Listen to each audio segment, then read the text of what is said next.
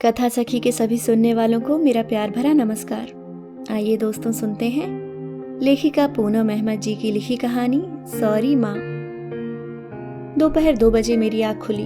उन्नीदी आंखों से सामने टंगी घड़ी पर नजर डाली। मैंने आज फिर कॉलेज की छुट्टी कर ली थी।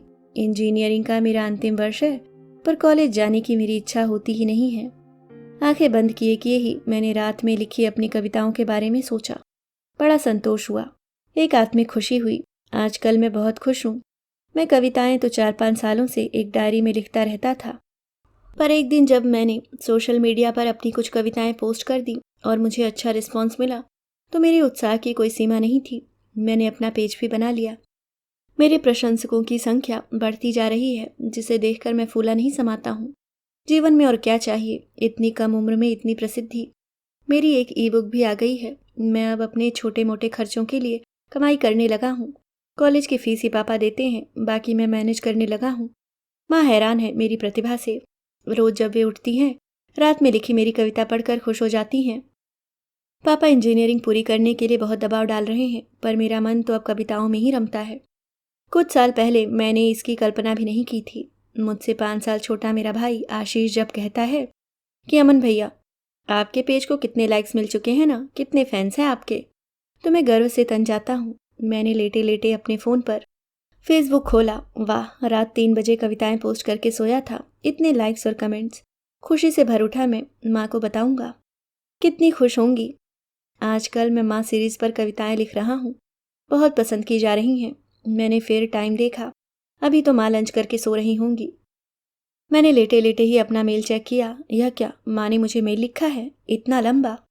अरे पर क्यों? दूसरे रूम में लेटी माँ को मुझे मेल भेजने की क्या ज़रूरत है? माँ भी ना आजकल बीमारी में लेटे लेटे बोर हो रही होंगी। कुछ भी लिख दिया होगा, पढ़ता हूँ। जैसे जैसे मैंने माँ का मेल पढ़ना शुरू किया, मेरी सारी सुस्ती हवा हो गई। मैं बेड से टेक लगाकर उठकर बैठ गया। लिखा था, सुबह नहाकर निकली, इतने में ही थकान हो गई थी। बेड पर लेटकर आज उदास मन से बहुत कुछ सोचती रही। बहुत अजीब सी तबीयत है, अब दिल की मरीज हो गई हूँ। अब अपना ध्यान भी तो खुद ही रखना पड़ता है। 46 साल की उम्र में दिल धोखा दे जाएगा, यह कब सोचा था। मैं तो इतनी फिट थी, अपने स्टेमिना पर खुद ही हैरान हो जाती थी। अब लेटी तो पिछले महीने की वह रात फिर याद आ गई, जब रात 1 बजे सांस लेने में परेशानी हो गई थी। एक चीख से निकली थी तो बराबर में सोए सुनील की भी आँख खुल गई थी। उस दिन मौत मुझे छूकर गुजर गई थी। महसूस किया था मैंने, सुनील और तुमने फौरन हॉस्पिटल पहुंचा दिया था। सांसें अभी लिखी थी तो बच गई हूँ फिलहाल, पर कितने दिन पता नहीं। रिपोर्ट्स देखकर तो सभी हैरान ही रह गए थे ना। मेरा हार्ट सिर्फ 30% ही काम कर रहा है। ठीक है, अब जैसा किस्मत में होगा। तुम और आशीष मुझे रेस्ट करने के लिए कहते हो। डॉक्टर ने भी थका देने वाले काम मना किए हैं। सब परिचित रिश्तेदार देखने आकर वापस जा चुके हैं। खाना बनाने के लिए अच्छी मेड मिली नहीं, बस साफ सफाई करने वाली रमाबाई से मिलकर काम चला रही हूँ।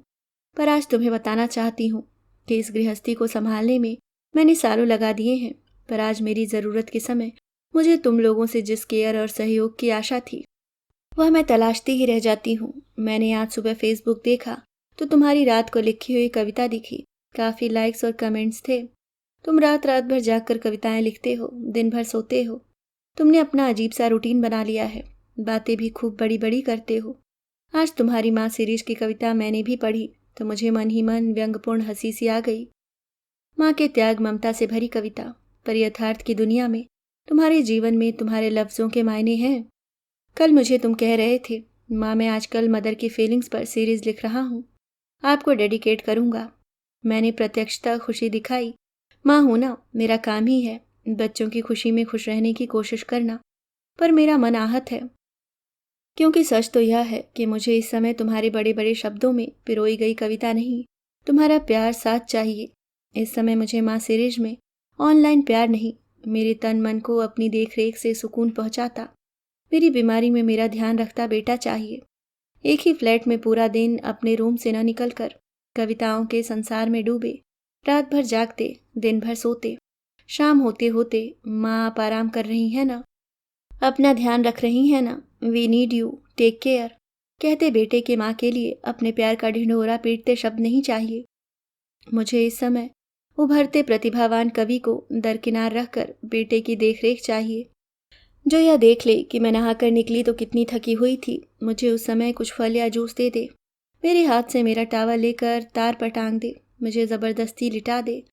सुनील टूर पर हैं, आशीष लापरवाह है, आत्मकेंद्रित है, पर तुम तो भावुक हो, तभी तो इतनी गहरी कविताएं लिख पाते होगे। पर क्या जो गहरे शब्दों में खुद को डुबो देते हैं, असली जीवन में एक ही घर में रहकर अपनी माँ के दुख दर्द उन तक नहीं पहुँच पाते, या वे अनसुना कर देते हैं। मुझे नहीं पता कि मेरा कितना जीवन है अब। बस यही चाहती हूँ कि इन दिनों बस मेरा बेटा यह देख ले कि मैंने कुछ खाया भी है या नहीं, दवाई ली है या नहीं। कभी वह मुझे अपने हाथों से कोई फल काट कर दे दे, कभी मेरे पास यूं ही लेटा रहे, कभी अपने अनाड़ी हाथों से ज़बरदस्ती मुझे कुछ बनाकर खिलाए, कभी यह कह दे कि बस माँ आप आराम करो, जिससे आप जल्दी ठीक हो जाओ, काम तो हम दोनों भाई मिलकर कर लेंगे। पर तुम दोनों तो अक्सर सो रहे होते हो या लैपटॉप पर होते हो, डोरबेल होने पर भी मैं ही उठती हूँ। तुम्हें पता है कि कभी कभी तो मुझसे उठा भी नहीं जाता, मन अपने बेटों को आवाज़ें देता रह जाता है। पर मैं हैरान हूँ, मुझे जल्दी ठीक भी तुम ही लोगों के लिए होना है। जानती हूँ कि मुझे कुछ हो गया तो इस घर का ईश्वर ही मालिक है। इस घर के तीनों पुरुष सदस्य एक दूसरे का ध्यान कभी रख ही नहीं पाएंगे। विधाता ने यही तो कमाल किया है कि हर स्थिति में माँ पत्नी अपने पति बच्चों का हित ही सोचती है। भले ही उसकी अस्वस्थता में कोई उसका ध्यान न रखे, उसके दुख दर्द अनकहे रह जाएं, उन्हीं के लिए वह शीघ्र स्वस्थ होना चाहती है, जिनका साथ वह अस्वस्थता में तलाशती रह गई। अब सोच रही हूँ कि तुम्हें तो बहुत प्रसिद्ध कवि बनना है, तुम इस क्षेत्र में दूर तक जाना चाहते हो, तुम्हें पोएट्री में बहुत ऊंचाइयों को छूना है।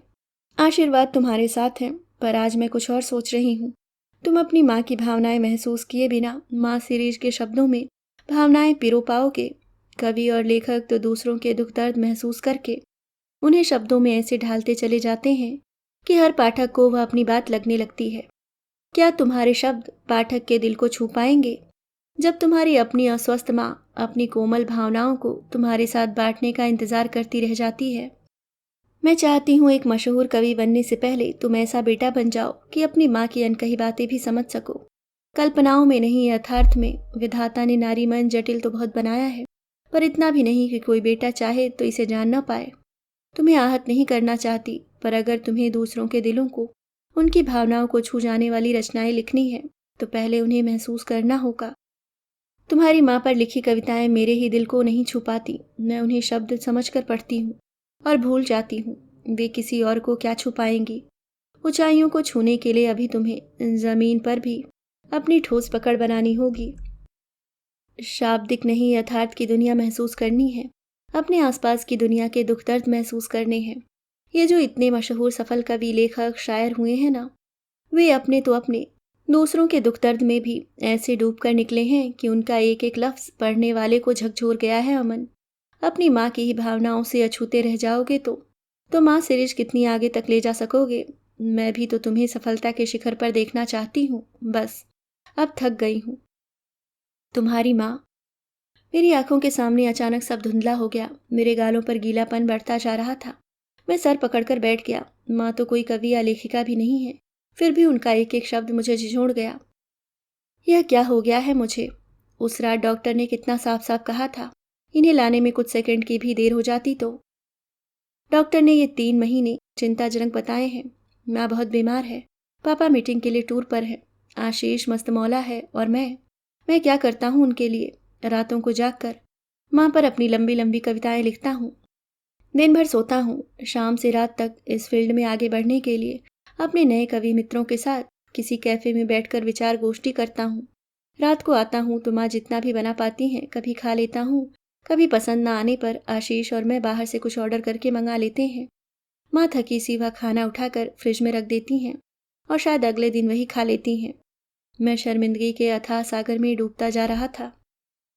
माँ को तो आराम करना है, पर कैसे करेंगी वे आराम? उनके हालचाल पूछकर कविताओं में डूब जाता हूँ। क्या कर रहा हूँ मैं?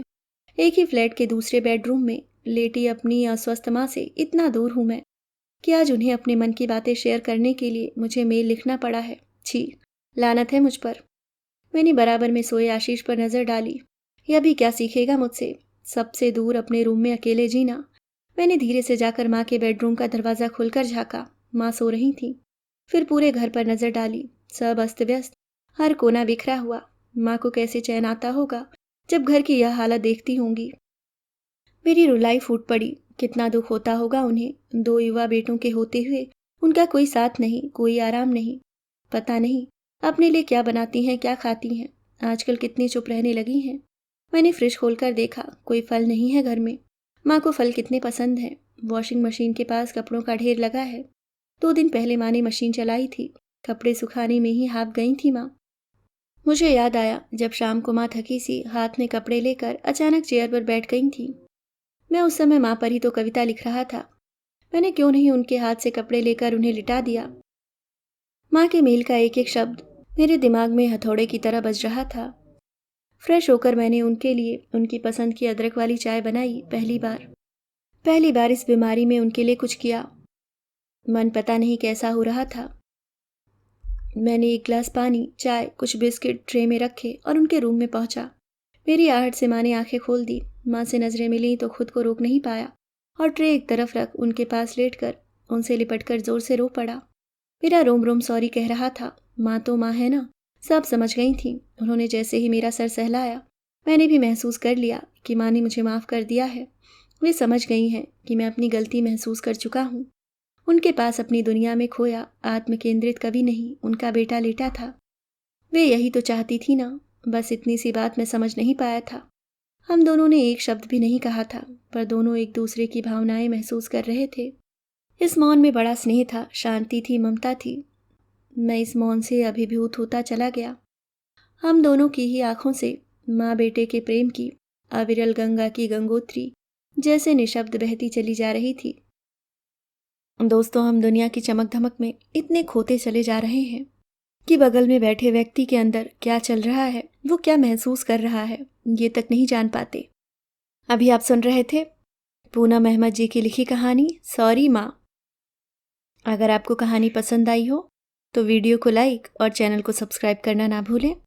मिलती हूँ किसी और नई कहानी के साथ। तब तक के लिए मुस्कुराते रहिए। धन्यवाद।